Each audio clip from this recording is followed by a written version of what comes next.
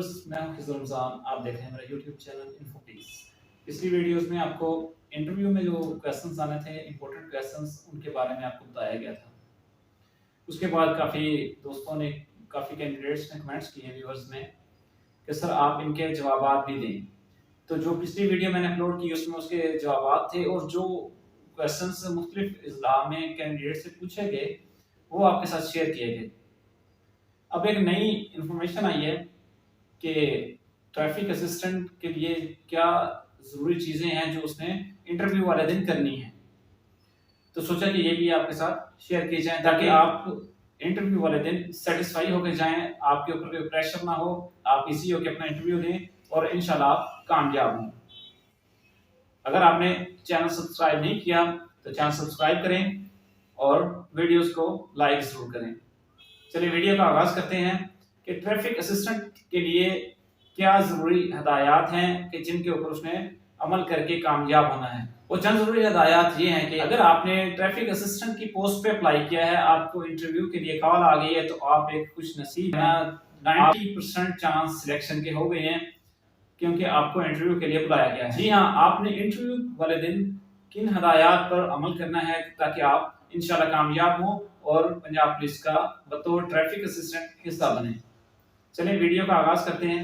सबसे पहले इंटरव्यू वाले दिन आपने सुबह फजर के टाइम बेदार होना है।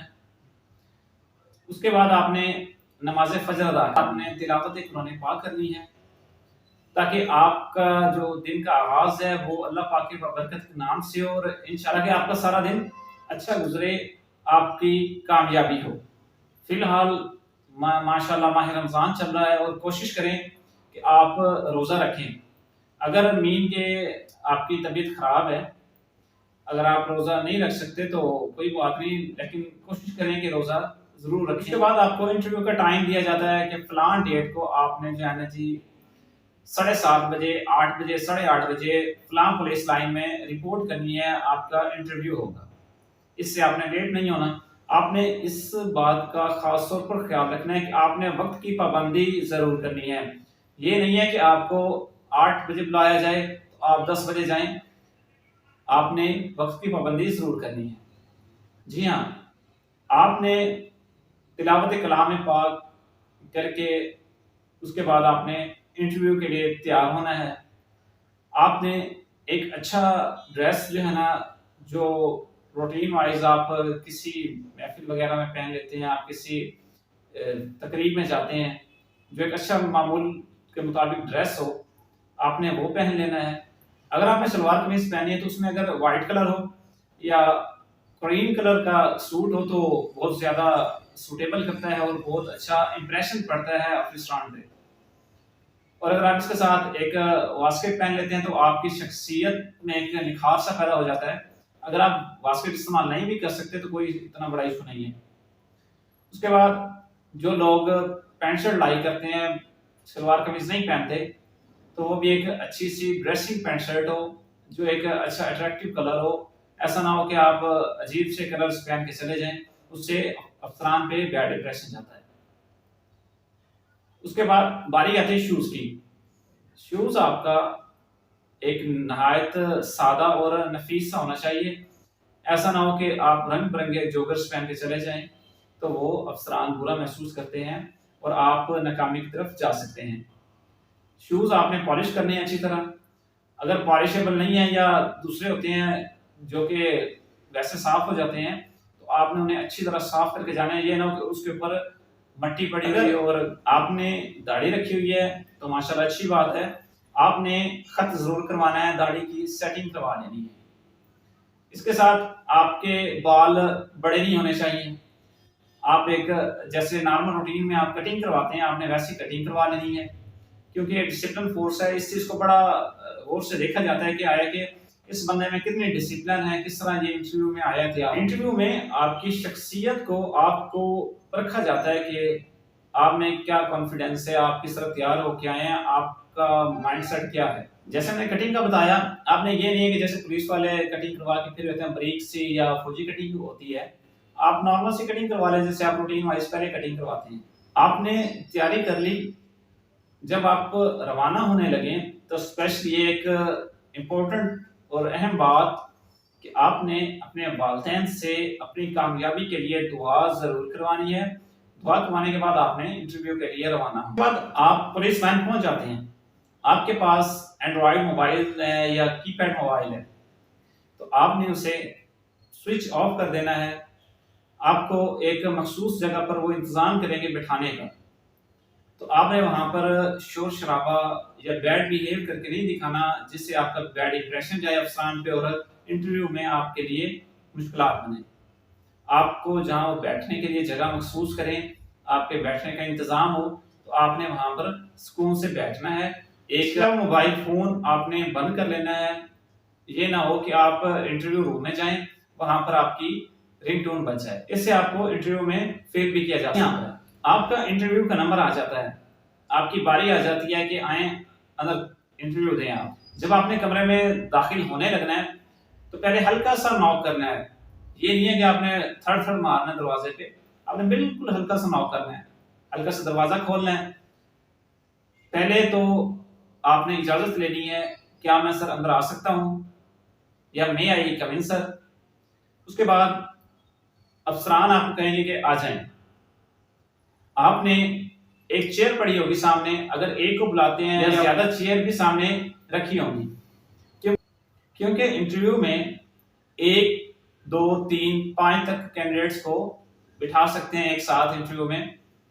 तो जब आप अंदर जाएंगे तो आपने जो सामने ऑफिसर बैठा होगा टेबल के दरमियान में, आपने बिल्कुल उसके सामने जाके नॉर्मल पोजीशन में खड़े हो जाना है। खड़े होकर आपने अस्सलाम वालेकुम या अस्सलाम वालेकुम सर, ठीक है, आपका सलाम हो गया। आपने चेयर को ना हाथ लगाना है, ना ही आपने चेयर पर बैठना है जब तक वहां बैठे अफसरान आपको बैठने का ना कहें। आपको अफसरान कहते हैं कि जी बेटा बैठ जाएं या टेक अ सीट, तो आपने चेयर पर बैठना है। तो आपने बैठने के बाद कहना शुक्रिया सर। जब आपकी इंटरव्यू की बारी आने लगती है तो इंटरव्यू रूम के बाहर कुछ पुलिस अफसरान की ड्यूटी होती है जो कैंडिडेट्स को उनकी बारी पे अंदर भेजते हैं। अगर वो आपको कुछ हदायत देते हैं कि आपने रूम के अंदर एंटर होते हुए आपने ये करना है, आपने जाके बैठ जाना है, आपने खड़े हो जाना है, तो आपने उन हदायत पर जरूर अमल करना है।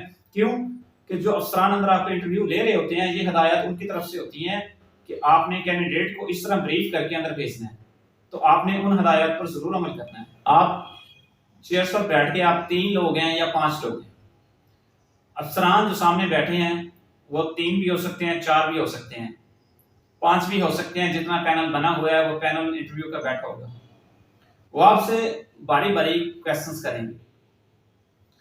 हर कैंडिडेट से एक क्वेश्चन करके फिर अगले कैंडिडेट से, फिर अगले कैंडिडेट से, फिर अगले कैंडिडेट से, इस तरह वो फर्दन फर्दन हर कैंडिडेट से क्वेश्चन करेंगे।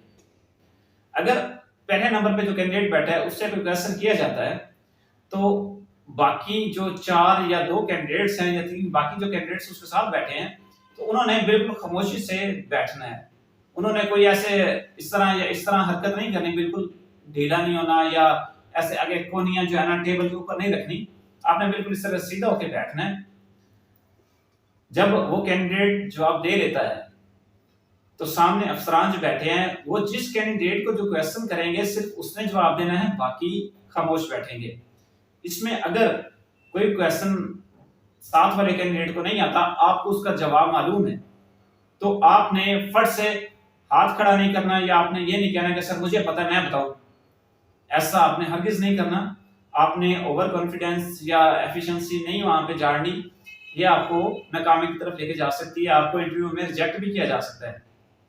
आपने नॉर्मल रहना है, वहां पे जो बात आपसे पूछी जाए आपने उसका टू द पॉइंट जवाब देना है। उसमें ये नहीं है कि आपसे एक सादा सा सवाल किया जाए और आप उसे उसकी तमहीद बांध के बैठ जाएं और इतनी एक्सप्लेनेशन कर दें कि सारा टाइम आप एक क्वेश्चन पे जाया कर दें, तो इससे भी आपका बैड इंप्रेशन जाता है अफसरान पे, ये भी आपको रिजेक्ट करने की तरफ लेके जा सकता है। आपका इंटरव्यू 5 मिनट 10 मिनट मैक्सिमम जो देखने में आया है वो 5 मिनट तक होता है, मैक्सिमम 5-7 मिनट में आपका इंटरव्यू क्लोज हो जाता है। तो जब आपका इंटरव्यू स्टार्ट होगा, आपको एकेडमिक हवाले से मीन जो आपने क्वालिफिकेशन आपकी जो है आपने जो डिग्रीज हासिल की हैं मुख्तलिफ इंस्टीट्यूट से, यूनिवर्सिटी से, तो उसमें से आपसे क्वेश्चन किए जा सकते हैं, जैसे फिजिक्स है, केमिस्ट्री है, बायो है, या इंग्लिश है, या मीन कोई भी इस्लामिक स्टडी है। इस हवाले से आपसे इंटरव्यू में क्वेश्चंस किए जा सकते हैं। तो आपको इसकी बेसिक तैयार करना बहुत जरूरी है।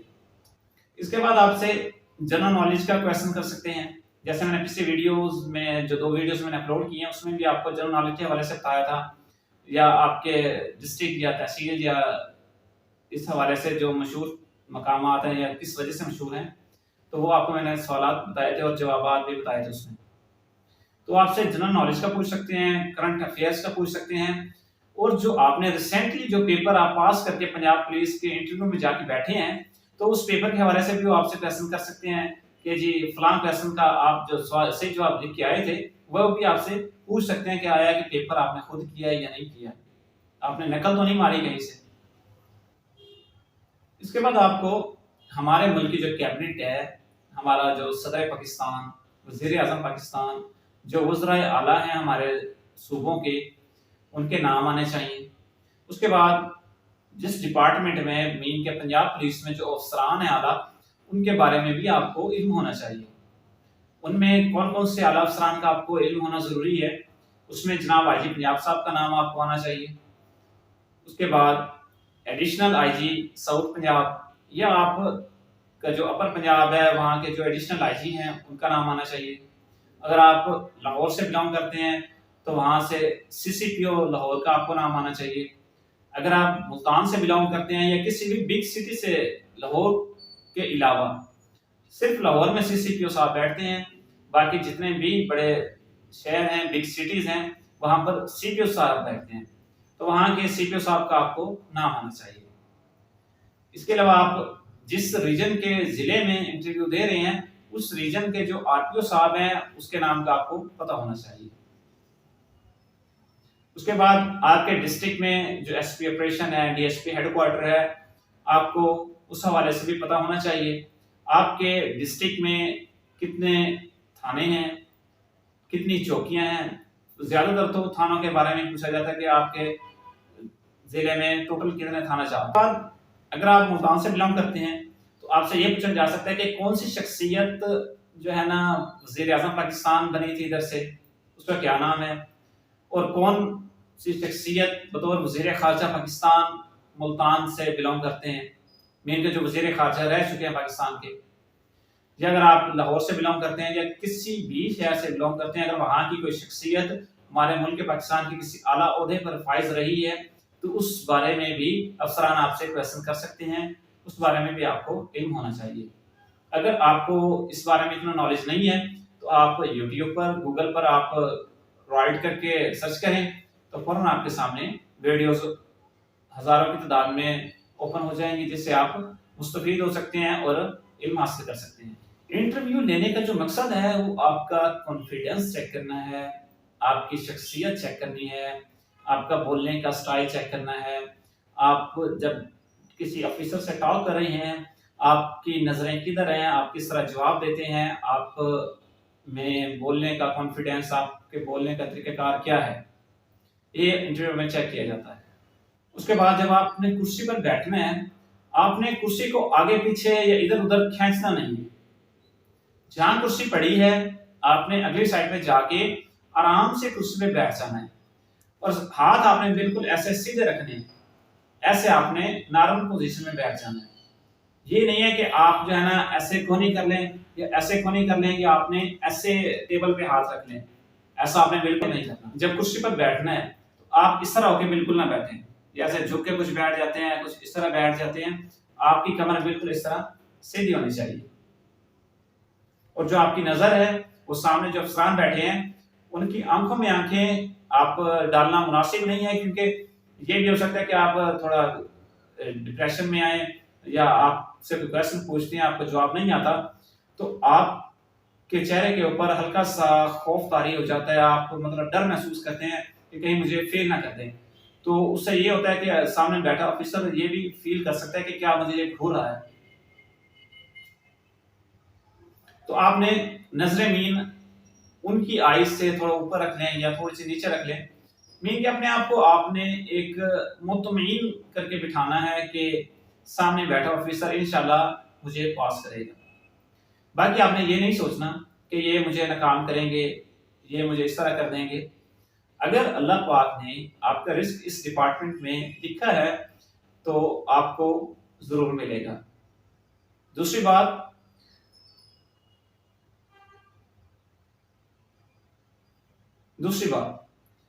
मैं आपको एक मिसाल दूं कि अगर आप बीमार हो जाते हैं तो आप बतौर इलाज डॉक्टर के पास जाते हैं, जबकि शिफा अल्लाह पाक ने देनी होती है। वसीला से डॉक्टर बनता है, ट्रीटमेंट हम उससे करवाते हैं, अल्लाह पाक हमें शिफा दे देता है। अब ये इंटरव्यू, ये आपका पेपर, ये आपका अप्लाई करना, ये आपका तहरीरी इम्तिहान, ये सारा जो प्रोसीजर था, ये बतौर एक ट्रीटमेंट था, ये बतौर एक वसीला बना है आपका। अगर आपका रिस्क लिखा है तो अल्लाह पाक ने अगर आपका रिस्क लिख दिया इस महकमे में तो आपका जो है ना, आपकी सिलेक्शन कोई भी नहीं रोक सकता। ये एक वसीला है, एक प्रोसीजर है, आपने उससे गुजर कर ये हासिल करनी है। अगर आपका रिस्क नहीं लिखा, आप अल्लाह ना करे सिलेक्ट नहीं होते पंजाब पुलिस में, तो आपने हौसला बिल्कुल नहीं हारना। ये भी हो सकता है कि अगर आप इसमें कामयाब नहीं हुए, अगर आप तो इस बार पंजाब पुलिस में सिलेक्ट नहीं हुए, तो आपने घबराना बिल्कुल नहीं है, आपने मायूस नहीं होना, क्योंकि अल्लाह पाक की ज़ात से हमेशा ही अच्छी उम्मीद रखनी है। और अल्लाह पाक हम सब के लिए जो हमारे हक में बेहतर है वो हमें अता करता है, वो हमें 70 माओ से भी ज्यादा प्यार करता है। आपने ये नहीं कहना कि मैं जी सिलेक्ट नहीं हुआ तो मैं मायूस हो जाऊं, तो मायूसी गुनाह है। आपने अल्लाह पाक की ज़ात से अच्छी उम्मीद रखनी है, अपने हक में बेहतर की उम्मीद रखनी है और अपने हक में बेहतर के लिए दुआ करनी है।